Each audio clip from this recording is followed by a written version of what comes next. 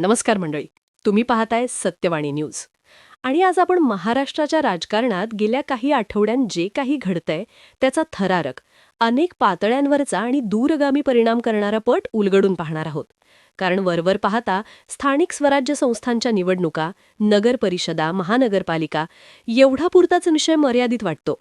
पण प्रत्यक्षात या निवडणुकांच्या आडून सध्या भारतीय जनता पक्षाने आपल्या दोन्ही कुबड्यांबाबत म्हणजे एकनाथ शिंदे आणि अजित पवार जे राजकीय इंजिनिअरिंग सुरू केलं आहे ते महाराष्ट्राच्या सत्ता संरचनेची दिशा ठरवणारं ठरणार आहे.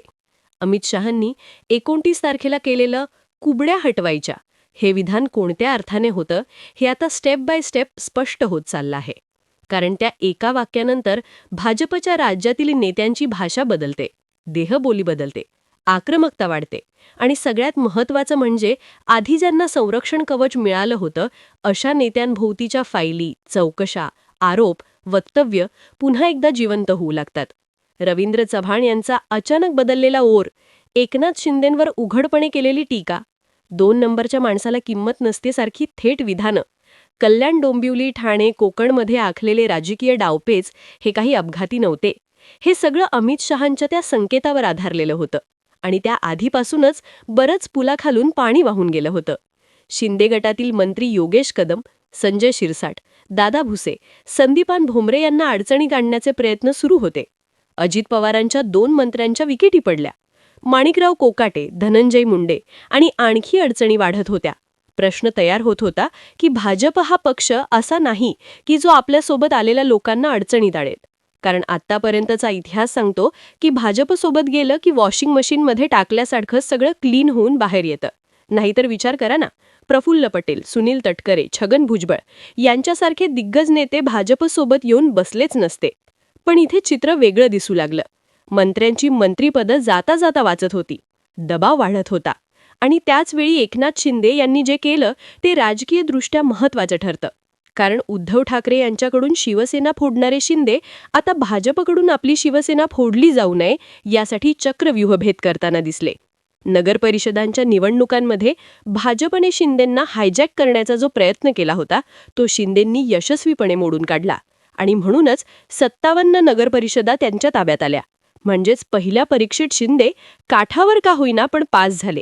आणि याच पॅटर्नची दुसरी परीक्षा आता अजित पवारांसाठी सुरू झाली आहे. फरक इतकाच की अजित पवार हे शिंदे नाहीयेत, ते अनुभवी, धूर्त आणि ताकदवान राजकारणी आहेत. पण तरीही पुणे आणि पिंपरी चिंचवडमध्ये भाजपची दिल्लीपासून गल्लीपर्यंतची संपूर्ण यंत्रणा केवळ अजित पवारांना रोखण्यासाठी, थोपवण्यासाठी, मर्यादित ठेवण्यासाठी सक्रिय झालेली दिसते. चंद्रशेखर बावनकुळेंनी किती मोठं विधान केलं याचा विचार केलात? तुमची सिंचन घोटाळ्याची फाईल अजून बंद झालेली नाहीये, तो विषय कोर्टात आहे, ते विसरू नका, असं उघड चॅलेंज बावनकुळे थेट अजित पवारांना देऊन बोलतायत. याचा अर्थ अजित पवारांच्या मर्मावर घाव चंद्रशेखर बावनकुळेंनी टाकला होता. दुसरीकडे महेश लांडगेसारखा साधा आमदार असणारा माणूस सुद्धा भ्रष्टाचारांचे आत्यक तुम्ही आहात आणि तुमचे भ्रष्टाचार लपवण्यासाठी तुम्ही भाजप या पक्षात आलेला आहात असा आमदार एक बोलतोय याचा अर्थ समजतोय अजित पवारांना किती घेरलं गेलंय ते. चंद्रकांत पाटील, मुरलीधर मोहोळ, चंद्रशेखर बावनकुळे, देवेंद्र फडणवीस हे सगळे वेगवेगळ्या पातळ्यांवरून अजित पवारांना घेरतायत. याचा स्पष्ट अर्थ असा की जसा प्रयोग शिंदेंवर झाला तोच अजित पवारांवर सुरू आहे. आणि पुणे पिंपरी जर अजित पवार वाचवू शकले तरच ते या परीक्षेत पास झाले असं म्हणता येईल. या सगळ्या घडामोडी पाहिल्या तर असं जाणवतं की अमित शहांच्या कुबड्या हटवायच्या या विधानाचा प्रत्यक्ष अर्थ कुबडी फेकून देणं नसून कुबडी कधी वापरायची आणि कधी नाही हे ठरवण्याचं नियंत्रण भाजपकडे ठेवणं हा आहे. म्हणजे शिंदे आणि अजित पवार औपचारिकरित्या सोबत असले तरी राजकीयदृष्ट्या स्वतंत्र व्हायला लागले आहेत. दुसरीकडे मुंबईमध्ये राज ठाकरे आणि उद्धव ठाकरे एकत्र येणं, कार्यकर्त्यांची पांगापांग, मराठी माणसाचं नॅरेटिव्ह पुन्हा उभं करण्याचा प्रयत्न, भाजप काँग्रेस युतीच्या बातम्या, खान नको म्हणणाऱ्या भाजपकडूनच काँग्रेससोबत समझोता होतोय अशी चर्चा, हे सगळं फडणवीसांच्या रणनीतीचे अनेकविध परिणाम दाखवते. कारण महाराष्ट्रात आता एकहाती सत्ता कोणालाही मिळणं अशक्यप्राय झालं आहे. सत्तेसाठी कुबड्या घ्याव्याच लागणार आहेत. तशाही कुबड्या हटवायच्या होत्या. अमित शहांनी तशी हिंटही दिली होती. अमित शहांनी कुबड्या हटवण्याचे विधान केलं.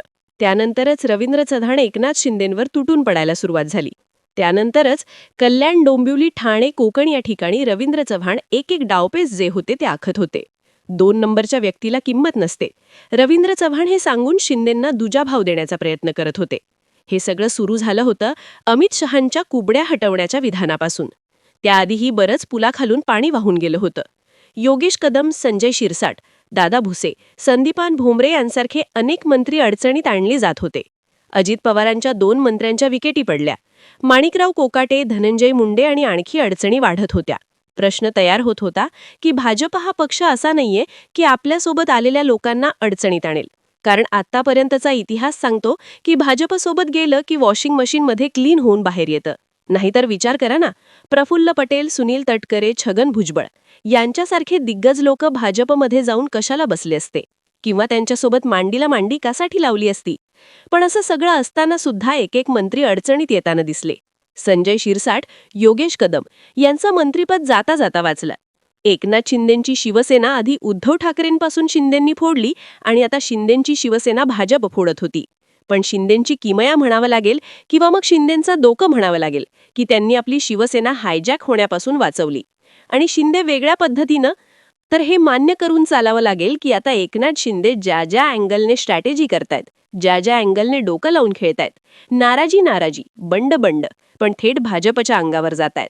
त्यावरून हे समजतंय की एकनाथ शिंदे लगेचच्या लगेच कर संपत नाहीयेत. हा, शिंदेसोबत गेलेले मंत्री, आमदार हे पुढच्या 5 वर्षांमध्ये किती सोबत राहतात, किती फुटतात, हा पुढचा भाग राहिला. मात्र एकनाथ शिंदे हा माणूस आत्ताच्या आत्ता संपणार नाही, किंवा संपणार नाही हे मागच्या काही घटनांवरून अधोरेखित होताना दिसतं. पण हे सगळं सुरू असताना अगोदर नगर परिषदांच्या निवडणुकांमध्ये भाजपने शिंदेंना हायजॅक केलं. त्यांच्या भोवती चक्रव्यूह तयार केला. तो चक्रव्यूह एकनाथ शिंदेंनी भेदलाच, नाहीतर 57 नगर परिषदा त्यांच्या ताब्यात येतही नव्हत्या. आता दुसरी बारी ही अजित पवारांची आहे. नगर परिषदेच्या एक्झाममध्ये किंवा त्या परीक्षेत शिंदे तर तरले आणि काठावर का होईना पण पास झाले. आता महानगरपालिका निवडणुकांमध्ये तोच प्रयोग अजित पवारांवर होतोय. फरक इतकाच की ते शिंदे नाहीत, अजित पवार आहेत. पुणे आणि पिंपरी चिंचवडमध्ये भाजपची अख्खी दिल्लीपासून गल्लीपर्यंतची यंत्रणा फक्त अजित पवारांना थोपवण्यातच ऍक्टिव्ह झालेली दिसतेय. चंद्रशेखर बावनकुलेंनी किती मोठं विधान केलं याचा विचार केलात? तुमची सिंचन घोटाळ्याची फाईल अजून बंद झालेली नाहीये, तो विषय कोर्टात आहे, ते विसरू नका, असं उघड चॅलेंज बावनकुळे थेट अजित पवारांना देऊन बोलतायत. याचा अर्थ अजित पवारांच्या मर्मावर घाव चंद्रशेखर बावनकुळेंनी टाकला होता. दुसरीकडे महेश लांडगेसारखा साधा आमदार असणारा माणूस सुद्धा भ्रष्टाचारांचे आक्य तुम्ही आहात आणि तुमचे भ्रष्टाचार लपवण्यासाठी तुम्ही भाजप या पक्षात आलेला आहात, असा आमदार एक बोलतोय, याचा अर्थ समजतोय अजित पवारांना किती घेरलं गेलंय ते. चंद्रकांत पाटील, मुरलीधर मोहोळ, चंद्रशेखर बावनकुळे, देवेंद्र फडणवीस हे सगळे वेगवेगळ्या पातळ्यांवरून अजित पवारांना घेरतायत. अर्थात या महानगरपालिका निवडणुकांमध्ये सुद्धा अजित पवारांवरती जो शिंदेंच्या वेळी प्रयोग केला तोच अजित पवारांवर होतोय. आता पुणे आणि पिंपरी जर अजित पवारांनी राखलं तर अजित पवार या परीक्षेत पास झाले असं म्हणता येईल. पण एक तर मला अंदाज पुरेपूर लागला की ज्या कुबड्या हटवायच्या हे विधान अमित शहांनी 29 तारखेला केलेलं होतं, तेच विधान आता कुठेतरी स्टेप बाय स्टेप खरं होताना दिसतंय. तिथून पुढेच रवींद्र चव्हाणांचा ओर बदलला. तिथून पुढेच देवेंद्र फडणवीसांचा चेहरा मोहरा, बोलण्याची भाषा बदलली. आणि आता तिथूनच अजित पवारांना सुद्धा वेगवेगळ्या भूमिका घ्याव्या लागत आहेत. अर्थात भाजपला काही न करता नगरपरिषदा किंवा महानगरपालिका निवडणुकांमध्येच एकनाथ शिंदे आणि अजित पवारांसोबत 2 हात लांब होण्याची संधी मिळवली. आणि माझ्या माहितीप्रमाणे इथूनच खऱ्या अर्थाने एकनाथ शिंदे आणि अजित पवार या दोन्ही कुबड्या स्वतंत्र झाल्यात असं म्हणायला हरकत नाही. सध्याच्या घडीला मुंबईचा विचार केला तर राज ठाकरे आणि उद्धव ठाकरे एकत्र झाले. महानगरपालिकांच्या निवडणुका लागून दिल्या. प्रचार कळत नाहीये, दिशा कळत नाहीये, दशा कळत नाहीये. जोपर्यंत सोबत आपल्या नगरसेवक होते, लोक होते, कार्यकर्ते होते, तोपर्यंत हे 2 भाऊ एकत्र झाले नाहीत. आणि आता 2 भाऊ एकत्र झालेत तर कार्यकर्ते पांगलेत. अशा सगळ्या परिस्थितीमध्ये दोन्ही ठाकरेंना फक्त मराठी माणसांच्या जीवावर तरता येऊ शकतं. ठाकरे असतील तर मुंबई, हे जे नरेटिव्ह आजही जनमानसात आहे, हे जर शेवटच्या 15 तारखेपर्यंत ट्रेंड केलं तर आणि तरच ठाकरेंच्या हातात मुंबई येईल. नाहीतर ती भाजप आणि शिंदेंच्या ताब्यात कधीच निघून जाते.